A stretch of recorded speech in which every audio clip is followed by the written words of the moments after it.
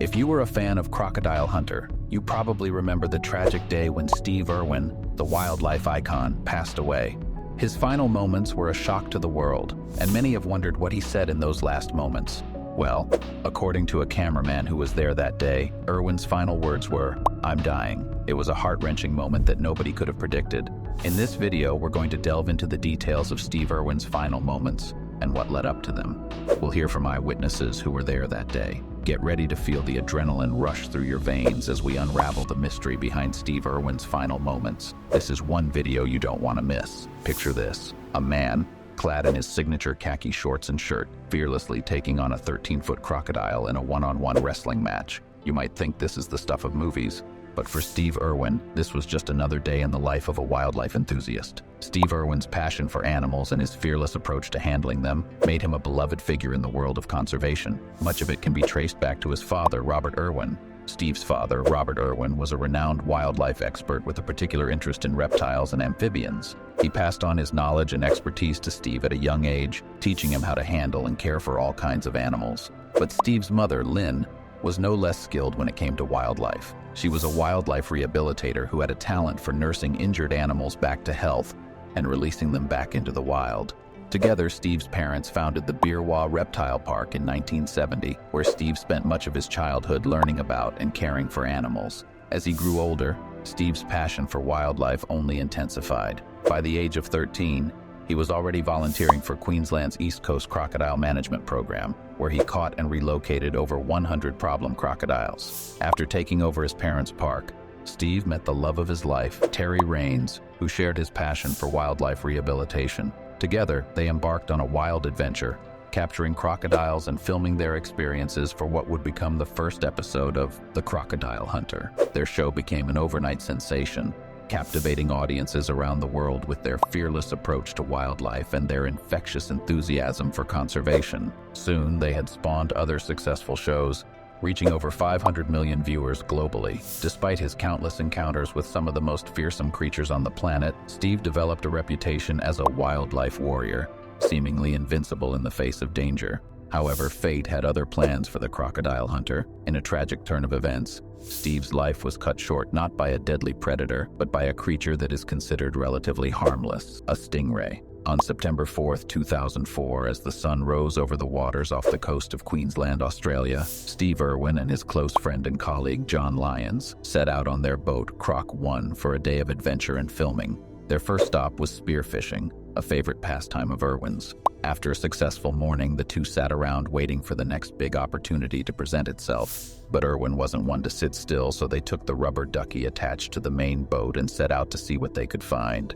Their destination was the sandy flats where tiger sharks hunted, and it wasn't long before they stumbled upon a large stingray. Irwin and Lyons had filmed stingrays before, so they weren't afraid. They slipped over the side of the boat and started filming the majestic creature swimming around it as it glided off and settled on the bottom. This particular stingray was the largest bull ray Lyons had ever seen, measuring 6 feet wide. He marveled at the jagged edge barb on the tail, which he explained was 2/3 of the way along the tail and used by First Nations people as a spear tip. For about 10 minutes, the pair filmed the stingray from above and below, captivated by its movements and beauty. They thought they would film with it until it became agitated, and then they would leave it alone. But tragedy struck when they needed an intro shot of Irwin swimming up behind the stingray.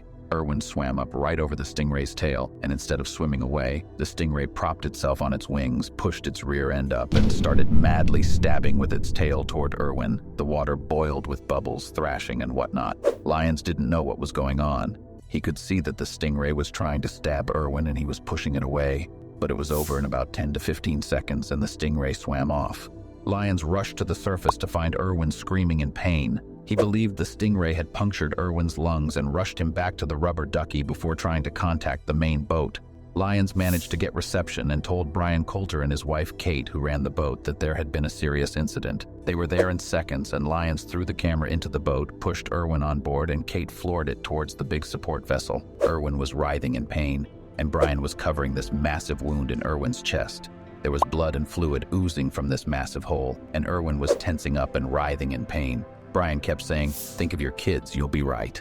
Irwin, fatally wounded and hemorrhaging blood, then looked at Lyons and muttered his final heartbreaking words. He said, "I'm dying." And Lyons told him, "No, you're not. You'll be right. Just hang in there." The support boat did not have a defibrillator on board, so the crew made the decision to race to Low Isles, a small tourist island off Port Douglas. They radioed ahead and were told the island had a defibrillator. Meanwhile, Lyons and Brian Coulter took turns performing CPR on Irwin, while another cameraman, Pete West, recorded the entire process. The whole time, they worked under the premise that someone had to keep filming regardless of the situation. They decided to cut the rubber ducky off the back of the main boat because it was slowing them down. They then sped towards the shore and got there about 45 minutes later. They arrived at the beach where a nurse was waiting with a defibrillator, but it was too late. Irwin had been unconscious for too long and there was nothing more they could do. Lyons, a member of Irwin's crew, later recounted the moment he knew that Irwin was gone. "He had no heartbeat. I knew he had no pulse," he said. "We were doing full CPR, mouth to mouth. We hooked him up to the defib. This thing was pretty modern, but it never fired. It made all these noises, but never fired.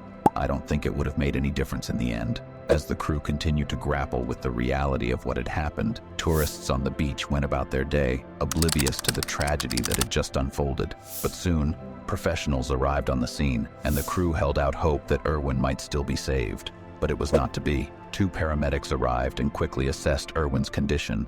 "He's dead. There's nothing we can do for him," they said. It was a devastating blow for everyone on the boat, who had hoped against hope that their friend and colleague would pull through. As the news began to spread, Irwin's wife Terry and his brother-in-law were unreachable, adding to the sense of chaos and disbelief that was gripping the crew. But Lyons quickly realized that there was another pressing issue at hand. The rubber ducky they had cut loose contained the video footage of Irwin's final moments. He urgently called West and instructed him to find the boat and its cargo, realizing that the footage could prove vital in understanding what had happened to their friend. It was a frantic and emotional moment, one that underscored the deep love and loyalty that Irwin's crew felt for him. The footage, which captures the stingray piercing Irwin's heart, is said to be extremely graphic and disturbing, and Lyons is adamant that it should never see the light of day. Lyons said that the footage of Steve Irwin's death still exists, tucked away from public view. Although Stainton, Irwin's manager and film director, has previously claimed that the footage was destroyed once the police had finished with it, Lyons remains skeptical. He believes that there is still a copy of the footage in existence, hidden from public view. The thought of this footage falling into the wrong hands is a nightmare for Irwin's family and fans, and it's a grim reminder of how fleeting life can be, even for someone as beloved and larger than life as the crocodile hunter. So the question remains, is the footage too graphic and controversial to be shown, or is it being kept under wraps for other reasons? Whatever the answer may be, it seems that the fate of the footage will remain a mystery for now. What do you think? Share your thoughts in the comments below. If you enjoyed this content and want to see more like it, be sure to hit that like button and subscribe to our channel.